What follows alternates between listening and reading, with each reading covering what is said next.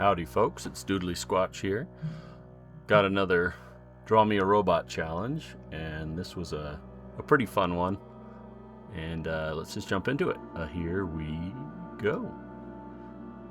So I started with some sketches that I did. I wanted to try and get a decent pencil sketch out, figure out my robot. The challenge was a robot plant, so obviously I went for the Piranha Plant from Mario because they're fun.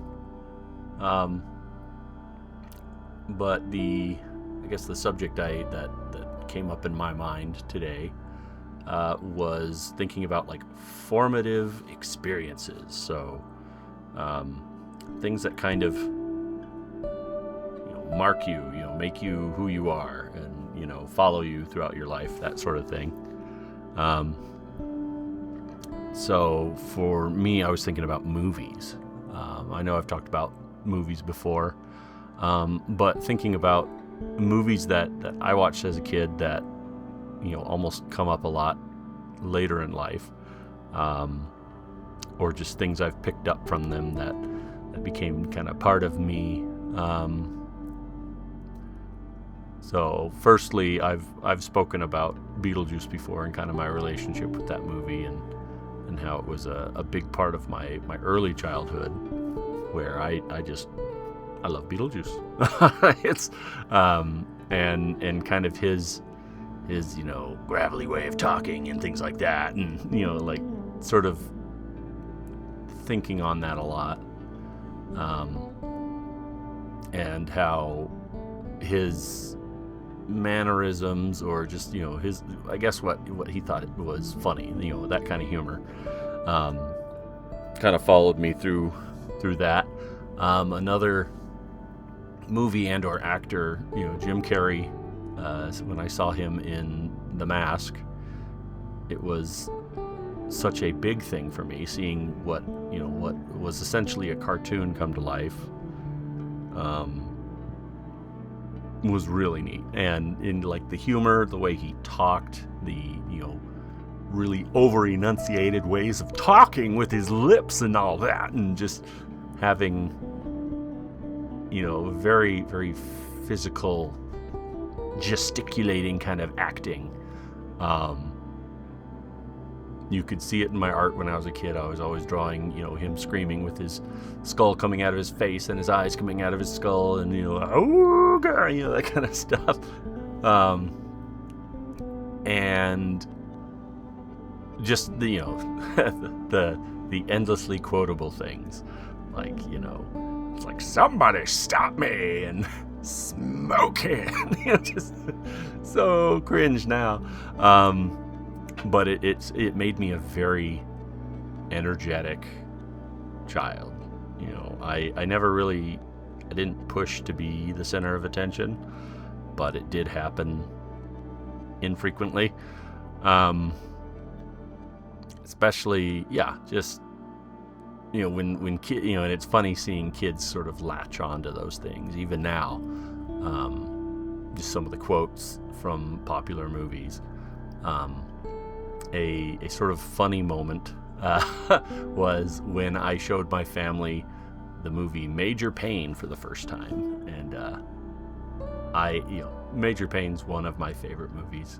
I think I was in like early middle school when I saw it, and just the character of Major Payne and the way he sort of deals with people really must have left an impression on me, because he threatens you with violence in a funny way that can be sort of put off as, he's being silly or something like that. Like, you hold that boy before I rip it off and kick it all over the ground. What are you laughing at, Tubby? And he always called the kids in the ROTC program, he called them turds. And we're watching the movie, and my oldest looks at me and he goes, "Is this why you call us turds?" And I'm like, "Oh, it is." and then my wife's like, "Yeah, this is why you say like vaguely threatening, violent stuff." I'm like, "Yeah," and that's something I've had to work on. since. It's not an acceptable thing as an adult. But it really, it's funny that having that sort of brought up and that connection being made made me realize, like, wow, this movie really did have more of an effect on me than I thought. Just the way he talks in that movie, I just love it. It's so funny, some of the things he says, and I would recommend it even now. Still, it's a pretty darn good movie. Those Wayans really know how to write some funny stuff. I don't know. And then thinking, early on, my first experience with anime, at least in long form, was, I remember seeing the commercial where you could order the movie Akira on VHS. And it's just, this fast-paced looking thing, and it's like, this is definitely not for kids. Oh yeah, like, editor, you'll have to look it up.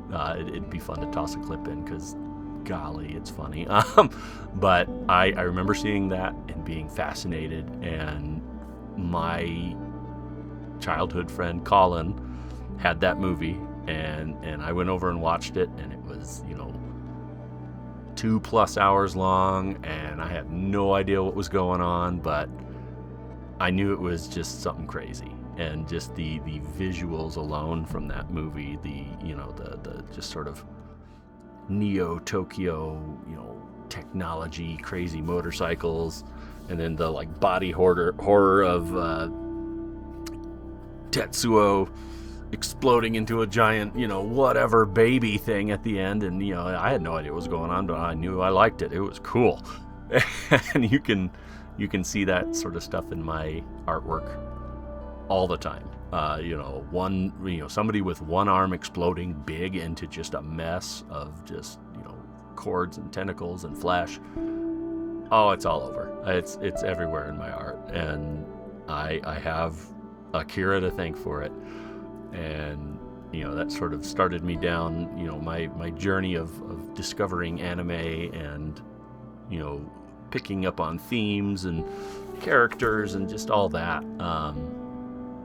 I remember a friend of mine and we were really into Vampire Hunter D, the old one, and when Vampire Hunter D Bloodlust came out, I think it's called Bloodlust, I don't know, but the sort of modern one came out. We went and saw it in theaters, and it just was nuts. I loved all the hunter, the like Vampire Hunter brothers, and all the like crazy, they each had like an interesting, almost like power or like something they did.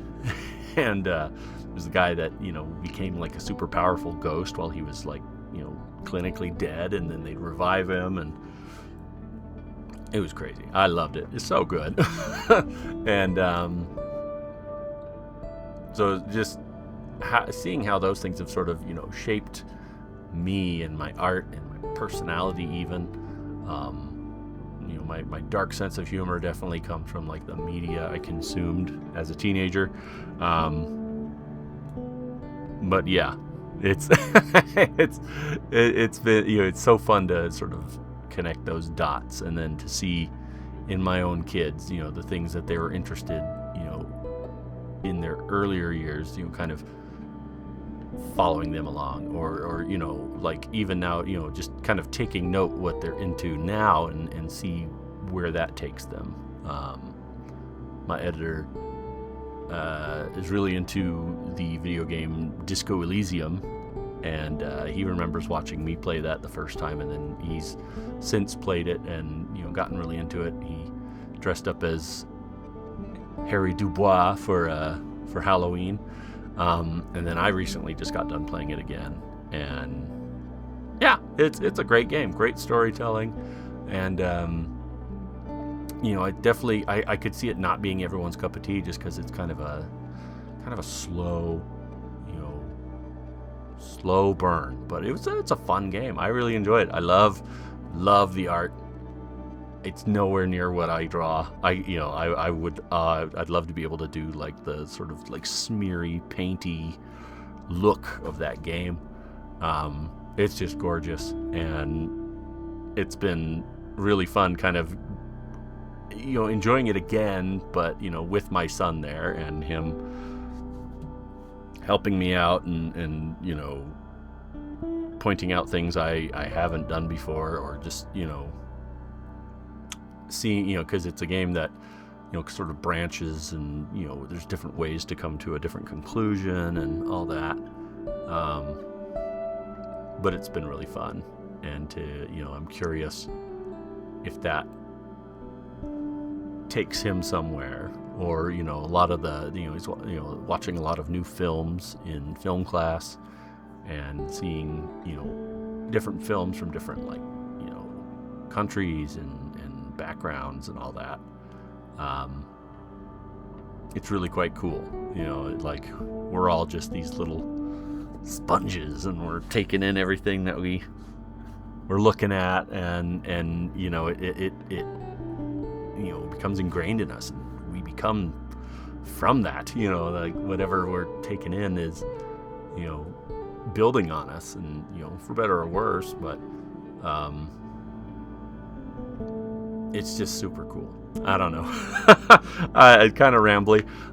Trying out a different setting on my recording, so we'll see if I can get my voice not to be so gosh darn big. But yeah, thank you for hopping on. Hope you enjoyed this one. Let me know what kind of movies you guys like, or any interesting recommendations you have. And as always, if you want to see me draw something, I'm more than game to try.